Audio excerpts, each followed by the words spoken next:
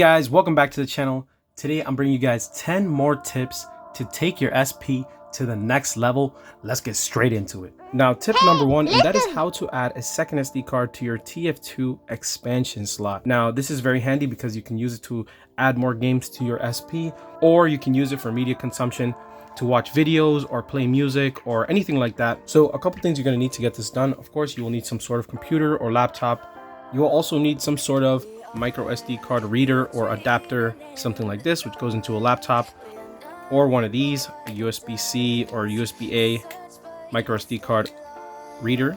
And then of course you will need some branded SD cards. My top choices are Samsung and SanDisk, something like what you see on screen. Now, recommended sizes, I do recommend at least a 64 gigabyte SD card or 128 gigabytes, depending on what your use case is. I will leave some links in the description below for some of the recommended SD cards I usually buy on Amazon. But for the purposes of demonstration, I will be using this micro sensor 32 gigabyte SD card. Now, this is way too small for me to recommend it, so this is just for purposes of demonstration because I'm running fairly low on SD cards. But the process is basically exactly the same as you would do on something larger like a 64 or 128 gigabyte. Now, here we're over on my laptop. Now go ahead and insert your SD card into your computer. As you can see, this is already being used by something else, but we're going to go ahead and format it. So my favorite program to use for this is called Minitool Partition Wizard. I will leave a direct link to this in the description below. And now right over here, I'm going to go ahead and right click this, format it, and now you can label it whatever you want. I'm going to go ahead and label it SP. Now, the most important thing in here is actually the file system. This must be set to FAT32. However, some people have found that for larger cards, you can use exFAT as well. But as per the instructions on the little paper manual that comes with your SP, I would highly recommend you guys set it to FAT32. Then go ahead and press OK, and then press apply, and then yes. And now, once that is done, you can press OK, close out of this. And now we're going to just eject that SD card. Now, over on our SP, we're going to go ahead and take that SD card we just formatted and insert it into our SP into TF2, just like so. And now we're basically just going to go ahead and power it on, and the system is going to go ahead and create folders for that SD card. Then once you're done with that, you can go ahead and safely shut down. And now eject your SD card, put it back on the computer, and now you can load it with whatever content you want. Now, when you insert that SD card into your computer, you will find folders corresponding to all the important stuff. For example, your ROMs, and then in here you can populate them with all your games. You'll also find folders for your music and video and ebook if you use that sort of thing. So yeah, that is tip number one, and that is how to add a second SD card to your SP. Okay, so tip number two, and that is how to correct aspect ratio when you are using HDMI out on your SP. So here I'm playing a little bit of Genesis Sonic the Hedgehog, and as you can see, the screen is stretched to 16:9. While it doesn't look bad, I know some people don't like this, so I'm going to show you guys how to correct that in the settings really quickly and get it to look something like this. Okay, so this is very easy. So on your SP, I want you to press your menu button, and now it'll bring you into your RetroArch. I want you to back out of your quick menu. You're going to go into your settings, go down to video, over here into scaling. And now right over here, you just want to play with this aspect ratio, and you want to click on different ones to see which one works best for you. So we have Sega Genesis, for example, is a 4:3 system. So you want to get as close as you can to that. So 4:3, for whatever reason, doesn't work too well. You'll have to mess with some of these other numbers. So you can try out some of the other ones. I found 8:7 to work really well. But if 8:7 is still a little bit stretched for you, try to mess with some of the other options in here and find one that works for you. So that is tip number two, how to correct aspect ratio when using HDMI out on your SP. Okay, so tip number three, and that is you can map analog to D-pad by pressing the power button. So here I'm playing a little bit of Wipeout 64, and as you can see, I'm getting no input on my D-pad. But as soon as I press the power button, just like that, analog is mapped to D-pad now. And this not only applies to N64, but it also works on systems like PSP, Dreamcast, Naomi, and for Nintendo DS, you use this function to enable the stylus and to get touch input. So this is a really cool feature of Anbernic software, especially on an SP because it lacks a joystick, so you can basically have joystick functionality with a D-pad. However, for the people wondering, any system that uses this function using the power for analog to D-pad or even DS cannot use quick shutdown. So I want to make that very clear. You cannot use quick shutdown for these systems. Any other system that doesn't have that, you can use quick shutdown. So that is tip number 3, D-pad to analog using the power button, and also stylus support for Nintendo DS. Now tip number 4 is my top most recommended accessories for your SP. Starting with the essentials, this is my charger that I use to charge my SP. I have an Anchor 6-foot braided cable, USB-C to A. You can find these on Amazon, they're really, really cheap. Combined with a Funkin 5-volt 2-amp charger. This is basically the perfect power brick for your SP, and this charging combination is basically the perfect setup to charge your SP. Now the cable included with your SP will do just fine. However, it is very short and it's not the best quality. So I personally like to use my own charging setup, and you can use this charging setup to basically charge all your handhelds. And this was gonna last you a very, very long time, unlike something like this. Up next, we have our consolization setup. If you wanna hook this up to your TV or your monitor, you're going to need a mini HDMI to HDMI cable. Alternatively, you can use an adapter, a mini HDMI to HDMI adapter, and just use an existing HDMI cable you have sitting around the house. However, I've found that a dedicated cable works best for me. This here is a 10-foot cable, and it is the recommended length. I will, of course, leave a link in the description below of this exact cable or something very similar if I can't find this one, but this works very, very, very well, and it's braided. It's gonna last you for years to come. Now pair that HDMI cable with my favorite Bluetooth controller, the 8BitDo SN30 Pro, and this is excellent because it has stacked shoulder buttons.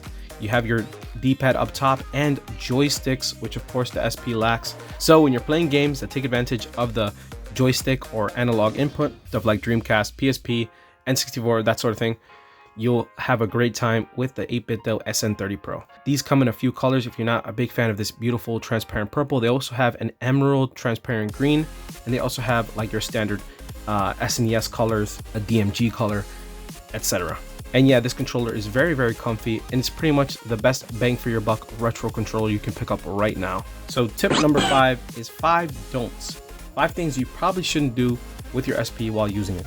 Now, the very first one is ejecting any of your SD cards while the device is on. Now, I know that may sound obvious and something you shouldn't do, but this is something that can easily happen if you accidentally leave your device in sleep mode. So for example, you may have gone into settings and turned off the LED light indicator, so you don't know whether the device is on or off. And let's say you went to, do some file management, add some more games to your SD card, you go ahead and eject your SD card while the device is on.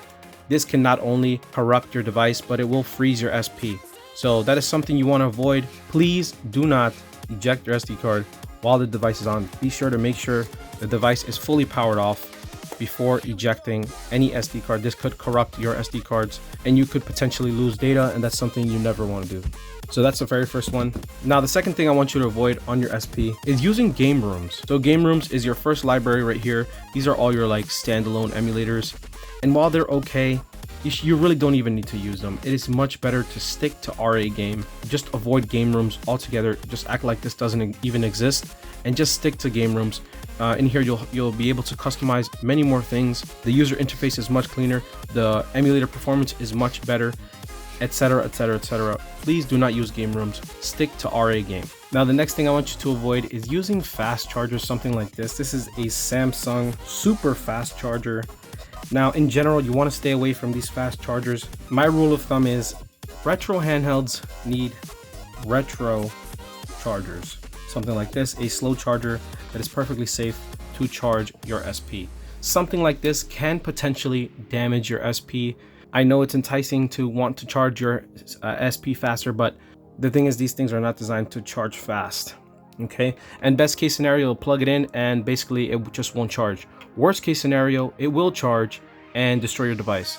And I've seen countless reports of people destroying their handhelds because they use the inappropriate charger. So please stay away from fast chargers and just use a slow charger like something like this, or the charging cable included in your box connected to a PC. Now, the next thing I don't want you to do is to update your installed cores or update controller profiles. These two things specifically, you do not want to do at all. Don't touch these.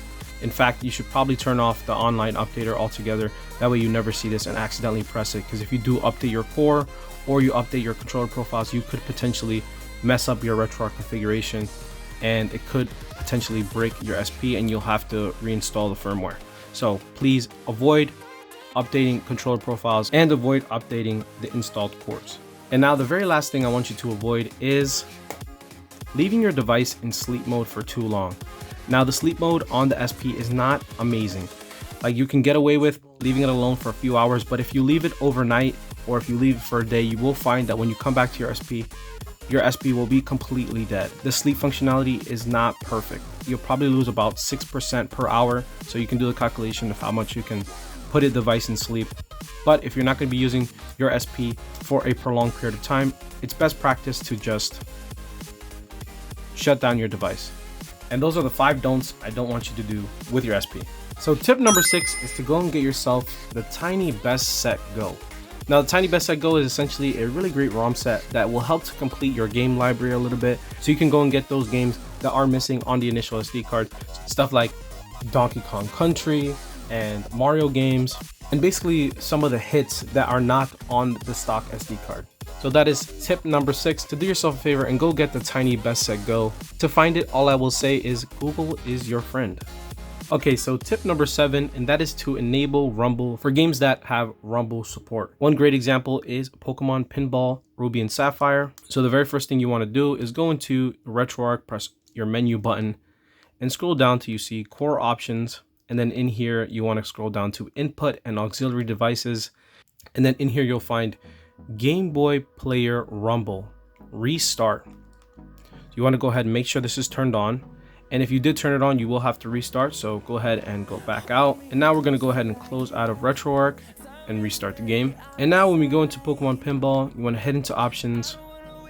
And right here on the right hand side, if you do not turn on the core option, this will be grayed out. But if you do have it, this will not be grayed out. And now you can actually turn it on. You will feel your SP vibrate, which is a good sign. And now you have Rumble enabled. So go ahead and go into a game. And now every time you're in the game, you're going to feel the Rumble motor going off. And as a quick bonus tip, if you find the Rumble to be a little bit too intense for your liking, I will show you how to adjust the Rumble intensity. So here you want to go into your RetroArch, you want to go into your settings, go into Input, and then right over here you want to scroll down till you see Haptic Feedback / Vibration, and in here you will see Vibration Strength. So right now I have it set to 40%. By default it's at 100%, which is really strong. So you want to tone this down a little bit, maybe even 20%. Go ahead and try that out. So yeah, if you like how that vibration feels, keep it. For those of you interested in Rumble games, I will leave a little list of Rumble support games for your SP in the description below, so you guys can check those out. So yeah, that is tip number 7, enable Rumble and how to adjust vibration intensity. Tip number 8 is something called night mode. So if you're anything like myself and you stay up really late playing games on your SP, you may find that the lowest brightness on the SP is still too bright and not dim enough. And that's where night mode comes in. So what is night mode? Night mode essentially adds a really dark shader to your SP. That way when you're playing games, you can get even lower brightness levels. So I'm gonna show you what that looks like really quickly. I'm gonna go ahead and turn it on. So all you have to do here is press Y to enable. Now night mode is enabled. And now when I boot up Super Mario World for the SNES, you're gonna notice even the brightest level of brightness is very dim. And I have even lower brightness levels here. And look how dim this can actually get now with night mode. So that is the brightest it can get with night mode. And this is the lowest brightness it can possibly get with night mode. Hello. One quick thing I will note about night mode is that it only applies to your games. It doesn't apply to the main menu or nothing. So the main menu and stuff like that will still be very bright, but when you're in game, the game will be very dim.